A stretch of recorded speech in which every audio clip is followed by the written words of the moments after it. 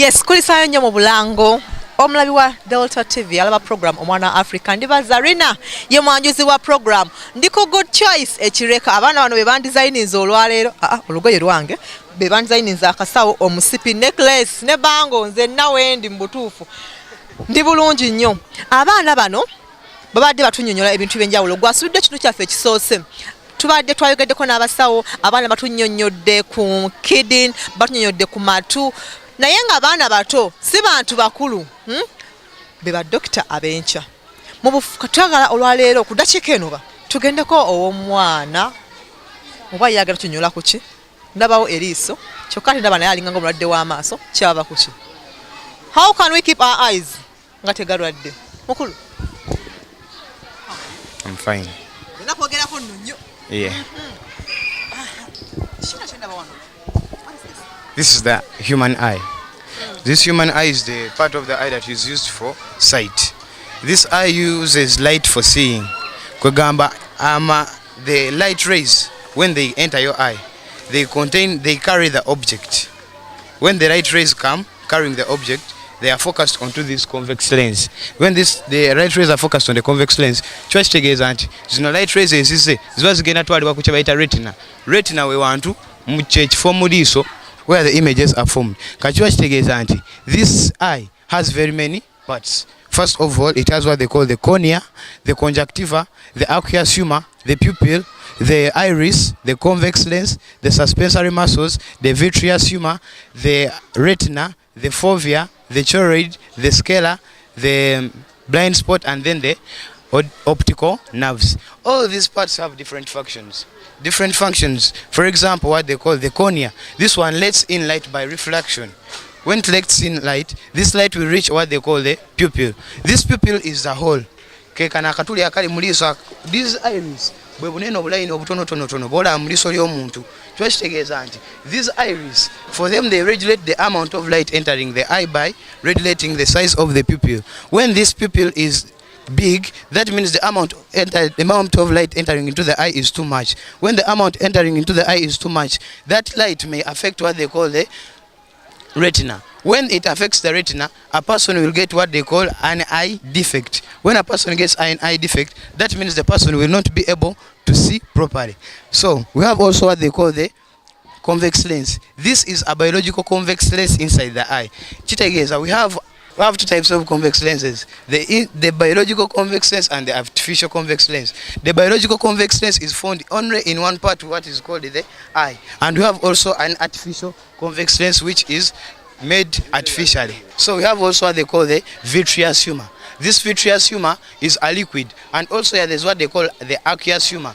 These liquids, for them they act as shock absorbers. In case the eye gets any shock, these liquids will absorb the shock, and these liquids also contain food nutrients, with which these food nutrients are being supplied to the parts of the eye where blood capillaries cannot reach. After that, we have what they call the retina. This retina is the part of the eye where the images are formed. When the image comes, it will not be formed in the vitreous humor, but it will be focused onto the retina. When the image is focused onto the retina, you will be able to see that this is a person or this is an animal. But after seeing that this is a person, this is an animal, you will not be able to interpret that this is a lion or this is peace. So this image will be further taken by what they call the optical nerves to the brain for interpretation, so that you can understand if the person is who, or if the animal is a lion or a cat. So we have also what they call the sclera. This sclera is the outside white part of the eye. This sclera, for it just protects the eye in case of any foreign body. So we also have what they call the blind spot. This blind spot is where the optical nerves originate from. So after knowing all the parts of the eye, we must know how does the eye function. The functioning of the eye. The functioning of the eye is simply called accommodation. Accommodation is the ability of the eye to see both distant and near objects. Together, when you have fully accommodation,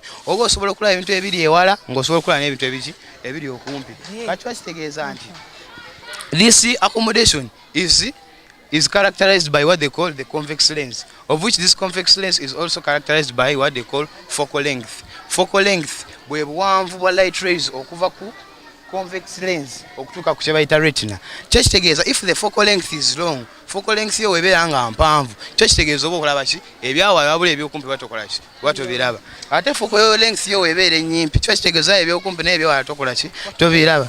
Kate ekyo kye kireeta eye defects. Woba olaba ebyokumpi ng'ebyawaayo tobiraba, kitegeeza olina kye bayita myopia. You are able to see near objects, but you are not able to see distant objects. And when you are able to see far objects, but you cannot see near objects, that means you have what they call hypermetropia. Then now what they call myopia. Zinomba tuli ku kiwano sibitegeera bino. Ngenda kwogera ku kibumba. Ekibumba kye kisinga obunene mu mubiri. Kino wano kye kibumba. Kano ke kalulwe. Kana akalulwe kayambako okustwalinga bile juice. Era ono bile juice bamutwala mu duodenum era ayambako okumenyaamenya amasavu mu mubiri. Kino ekibumba kikuumibwa embirizi ezisembayo mu mubiri. It belongs to the digestive system and the excretory system. Eno digestive system eno ye system eyambako okumenyaamenya emmere mu mubiri. Lwaki ngamba nti belonginga ku eno digestive system kuba wenkugambye nti kana akalulwe kasitwalinga bile juice era ono bile juice ayambako okumenyaamenya amasavu. Kino ekibumba it also belongs to the excretory system. What I mean by the excretory system, this is the system responsible for removing waste products from the body. And why I said belongs to this excretory system is that it carries out deamination. What I mean by deamination, this is the breaking down of excess amino acids. Amino acids are the end products of proteins, but when they are in excess in the body, they are dangerous to the body. So this liver, kino ekibumba kiyambako okumenyaamenya ebintu ebiri harmful to the body. So excess amino acids are harmful to the body. When they are taken to the liver, bajja bimenyaamenya, they turn them into an ammonic substance. That ammonic substance is also dangerous to the body, so it will further be turned into urea. This urea will be taken to the kidneys and it will be taken out as urine.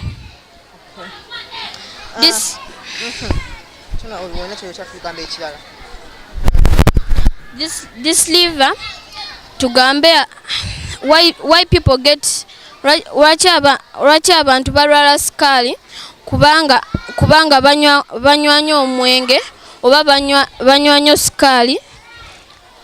Ate if you drink a lot of alcohol, it will weaken the liver. We have said that this liver helps to detox.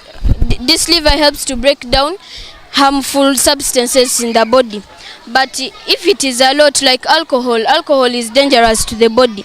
When it is taken to the liver, it will be broken down. But if you continue taking a lot of alcohol, the liver will break it down. It will break it down, and it will reach a time when the liver is weak, so it won't be able to function well.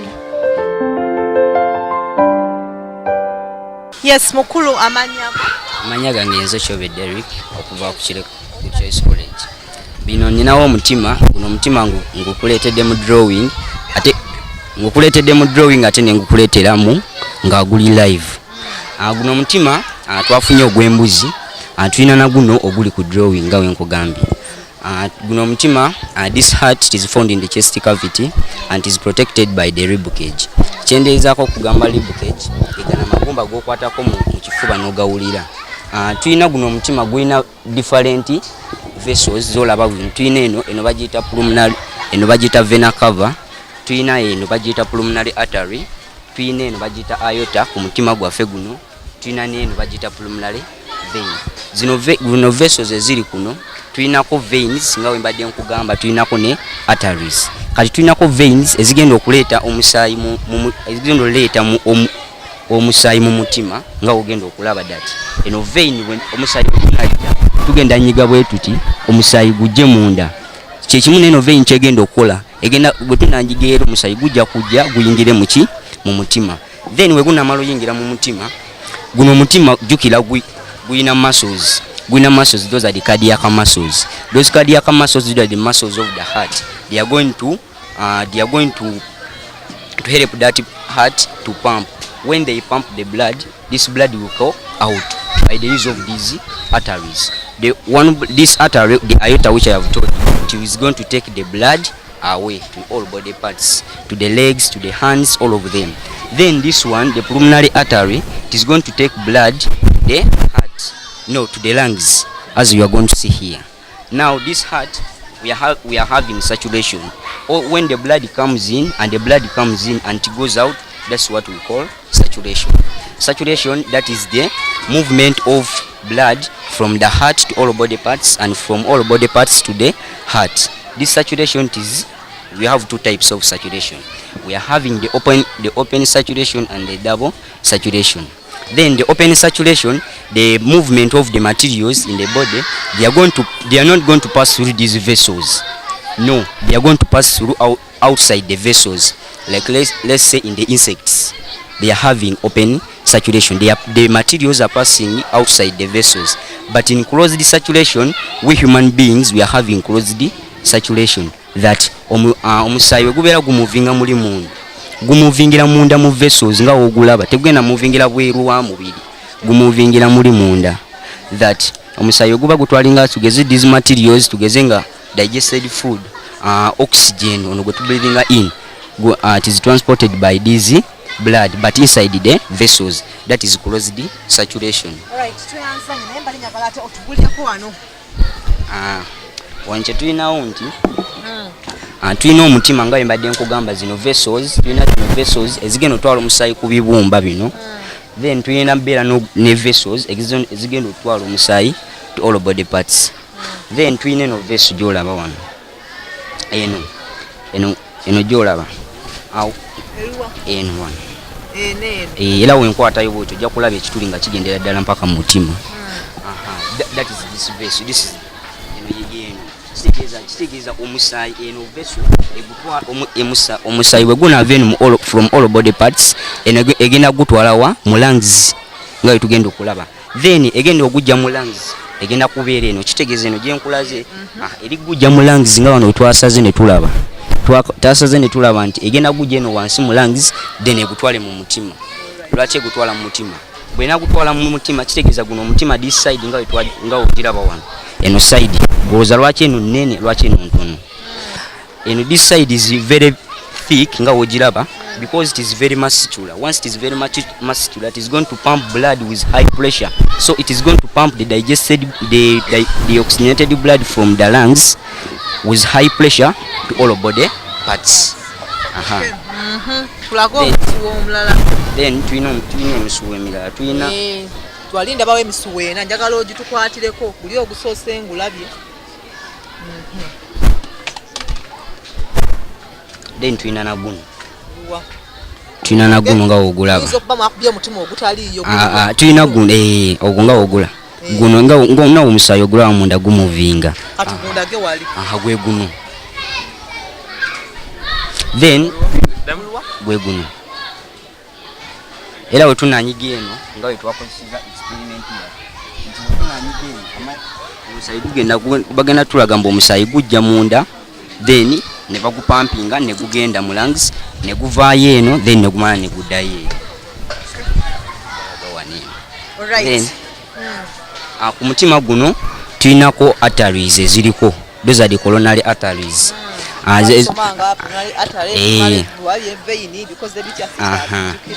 Anji kale ffe tuli modernize kati naku zino naye tulinako coronary arteries. Ezo coronary arteries zezigenda dukira guno omutima gubeera gupampinga gubeera gwetaaga amaanyi. And that energy is just got from the digested food and the oxygen which you breathe in. So zino coronary arteries okuba they are very small tosobola ziraba bulungi naye zibeera kuno ku mutima kwezirira naye ezo zireeta breath oxygen ne digested food.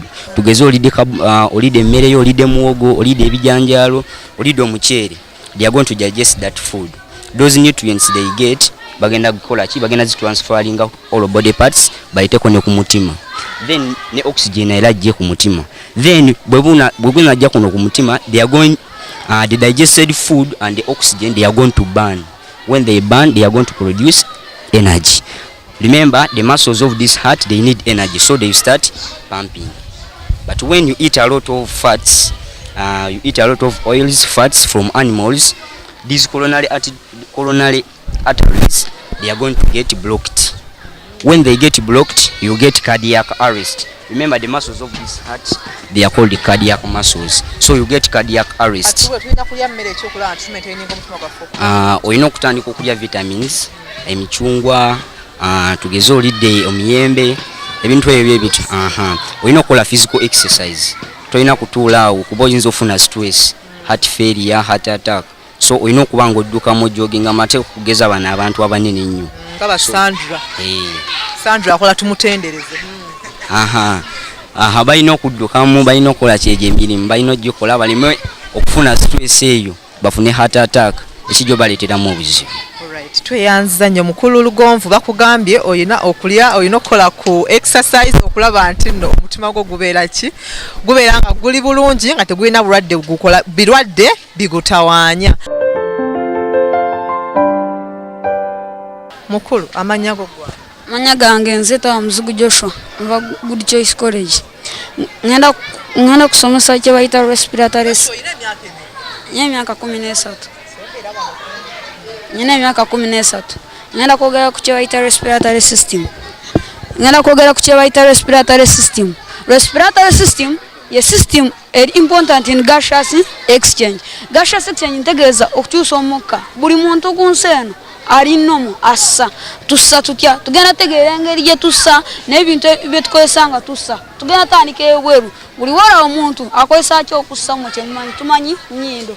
Bw'ava ku nnyindo tugenda kola omukka jugera oguyingiza mu nnyindo, tugenda ova ku nnyindo tuyina kye bayita, this is what we call the trachea. Trachea, it has it. On top of the trachea we have the larynx. Then from the trachea, this trachea, it is made of the rings of cartilage. These rings of cartilage you are seeing, they keep the trachea open. Then we shall look from the trachea, it will further branch into the bronchus. These bronchus, there are two of them. One is branching to the left lung, another one is branching to the right lung. And then in this, if we are naming it, we stand like this. Your lungs are like this. If this one is my right, this is the right. This one is the right lung. Then this one will be the left lung. Then this bronchus will also further branch into the bronchioles. These bronchioles, on top of these bronchioles, they hold the alveolus. These alveolus, they are the ones mostly important in gaseous exchange. They are the ones with the alveolus. These alveolus, they are the ones which mainly carry out gaseous exchange. And these alveolus are found on the top of the bronchioles. And this is where mainly diffusion takes place. Diffusion, I mean movement of molecules from a region of high concentration to a region of low concentration. Then we have two lungs. This one is the left and right lung. Then we are going to see how do we breathe to start with here. We are going to see how do we breathe. And then we are going to see. Remember, when air enters through here, it will pass through the trachea. Remember, this trachea, it is kept open. Then it enters into the lungs, and then we carry out breathing. How do we breathe?